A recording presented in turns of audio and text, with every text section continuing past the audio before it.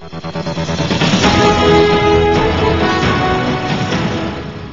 welcome back. Now, the European Parliament has ruled that British workers should not work more than 48 hours a week. It's voted to end Britain's opt-out clause because it breaches health and safety standards. Tony Blair has previously said that UK firms should be able to choose their own working hours. So, is this good news for workers? Well, the lifestyle coach Rasheed Ogunlaru joins us now. First question, is it good news for workers? Well, there's one thing that's very clear, that long hours is really bad news for workers. It's bad news for workers, it's bad news for families, and also ultimately it's bad news for businesses, because at the end of the day you're going to vote with your feet if you're not liking what you're finding.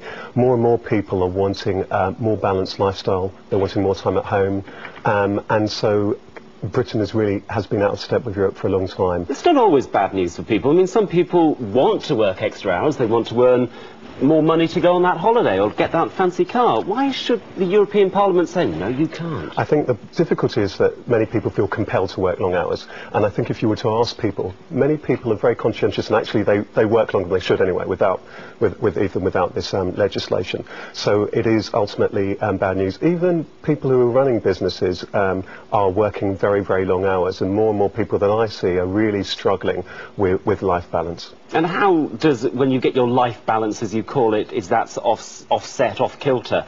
What sort of effect can it have in practical terms? I mean, you see it very often. You see it in stress. You'll often see it actually with things like absenteeism, and you'll see it with morale. So actually, it's not good news actually for business. Very often, some of the problems that businesses face are actually because people are actually very stressed, they're overworked, and their lives really are in balance at all. And that's just bad news all round. And has Britain got a particular problem with this compared with our European allies, just because of this directive that's been in place in other countries for quite a while? I think that Britain certainly does have a workaholic culture. There really seems to be a culture whereby we live for our work rather than our work supporting our lifestyle, and that's bad. This is the thing, though, so that some people will be watching going, well, why is that bad? Look at our economy. We've got one of the best economies in Europe. I mean, one of the reasons why is that we work all hours. We work very hard to achieve those sort of standards. I think more and more people are wanting to work smarter, and there's quite a lot of evidence that actually where people have far more flexible hours and they have far more flexible lifestyles, that they're actually able to be just as efficient. Very often that you'll see people being very, very inefficient. And of course, let's not forget there are many professions in which it is actually very potentially harmful for people to be working long hours.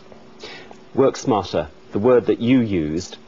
Give us some types of ways that we can all try to work smarter from tomorrow. Yeah, some really simple things, and they're things that often people find very difficult to do, is make sure you start and leave on time. If need be, set your alarm at the end of the day so you do leave on time. Ensure that you have a lunch break. Go out for a walk. This will actually make you far more productive. Very often you'll find people slouch after lunch at work and they're actually being ineffective. And plan your holidays. If need be, put time in your diary to go to the gym, for time for the family and so on. These are things that often lose out. People's families often lose out, and people's relationships do. So take that advice on board. What about the boss who is watching, who is expecting their employees to stay later? And because, you know, they want to see how well they can cope with pressure. I think it's really important that you're showing your commitment to your boss, and the boss sees that you're working very smartly and very effectively, and that your commitment is there to the company. And I think that will actually help. But, you know, working long hours but being ineffective is not helpful for the business, nor to your lifestyle. If we all go down to, what, 35 hours a week or something like that, what sort of difference would it make in society 3 years down the line, do you think? I think it would be really interesting to see. I think that you'll certainly see far more people who are far more relaxed, who've got their balance right, who are perhaps spending far more time with families and so on. What you've often seen actually in the UK is people putting off things like having families later and later, and holidays even go back later and later, and people take them fewer and fewer. And often people who were a nation of shopkeepers, many people who, for example, are business owners, aren't taking holidays. So I think you're going to see a culture in which people are far more relaxed and far more at peace themselves. Something to look forward to. Rasheed Ogunlaru, thank you very much indeed. Thank you.